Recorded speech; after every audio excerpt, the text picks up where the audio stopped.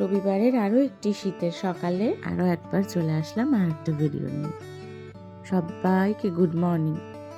আজ রবিবার, আজকে সকালটা একটু অন্যরকম।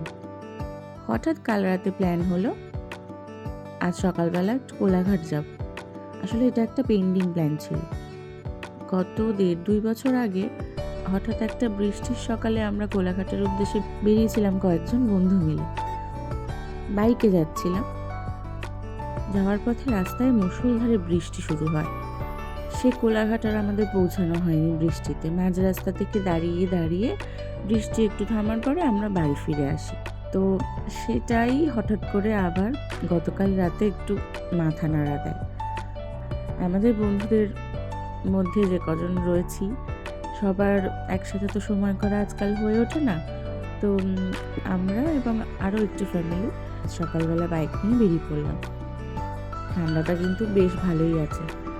আর রিভু তো আমাদের সঙ্গে এই সমস্ত ছোট ছোট এনজয়মেন্টগুলো ছোট থেকেই করে থাকে। ওর তো প্রচণ্ড আনন্দ যাবে শুনে। ভোরবেলা উঠে রেডি হয়ে দিব্যি বেরিয়ে পড়েছে। কোনো ঝামেলা করে না এইসব দিনগুলোতেও সকালে উঠতে। আর স্কুল থাকলে তখন মা দাঁড়াও আর 2 মিনিট 5 মিনিট করতেই থাকে। সেটা অবশ্য শীতের দিনে আমরা সবাই করে থাকি। আমাদের বাড়ি থেকে কোলাঘাট পৌঁছাতে বাইকে মোটামুটি ঘন্টাখানেক বা তার একটু বেশি সময় লেগেছে হবে।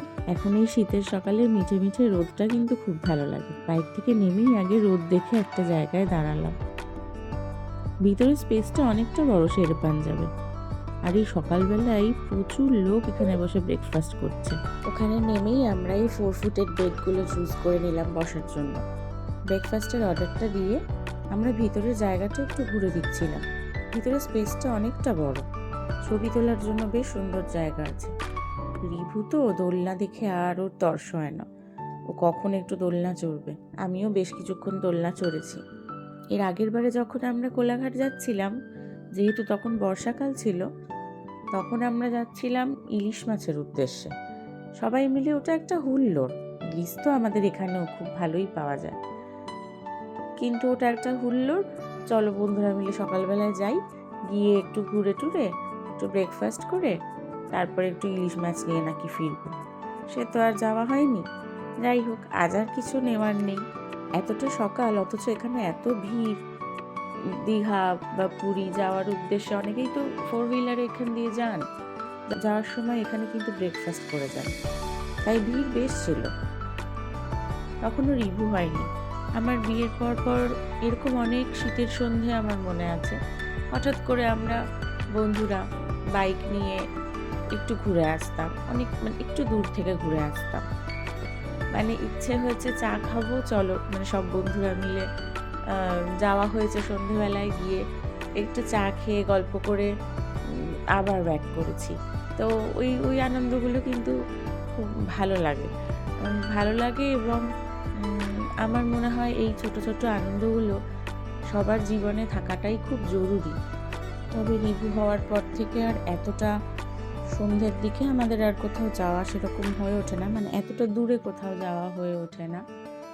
আর এখন তো পড়াশোনাও শুরু হয়ে গেছে। সন্ধ্যেবেলাটা তো পড়াশোনা করেই কেটে যায়, আমার ওকে পড়াশোনা করিয়েই কেটে যায়। তো এখন আর সেভাবে সন্ধ্যেবেলাটা এত দূরে বেরোনো হয় না। তাই শীতের দিনে যেহেতু রোদ থাকে, সকালবেলাটা একটু বেরোনোই যায়। আমরা যেহেতু মন করে গেছি আমরা শের পাঞ্জাবেই খাবো, তো সেই জন্য আজকে আমরা এখানেই খেলাম। তবে এখানে আশেপাশে যে হোটেলগুলো আছে এখানকার খাবারও বেশ ভালো, আমি এর আগে খেয়েছি। আর এখানে রিভু দেখতে পেয়েছে একটা ম্যাজিক পপস বলে কোনো নতুন ক্যান্ডি উঠেছে। আমাকে জোর করে নিয়ে গিয়ে মা কিনবো করে কেনাল।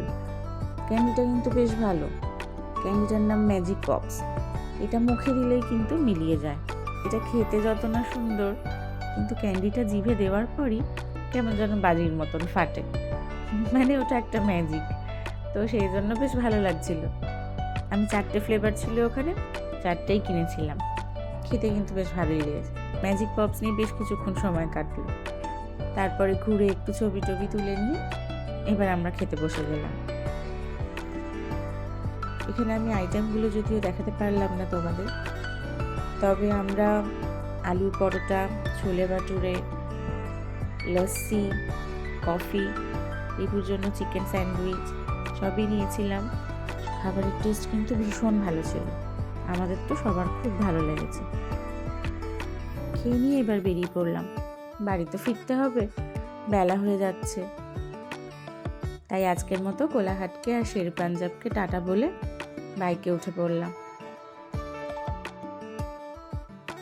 এবার দুগ্গা দুগ্গা করে বেরোই, এতটা রাস্তা যেতে হবে। আর রিভু এখানে দেখো হাত নিয়ে খেলতে খেলতে কখন যেন ঘুমিয়ে পড়েছে। এই হোটেলে তোমরা যদি আসো তাহলে খেয়ে কমেন্ট করে জানিও তোমাদের কেমন লাগলো। আজ বছরের শেষ দিন, এই দিনটা তোমরা সবাই খুব আনন্দ করে কাটাও, আর আগামী দিনগুলো সবার যেন খুব ভালো কাটে। এই শুভেচ্ছায় বছরের শেষ দিনের এই ভিডিওটা শেষ করলাম।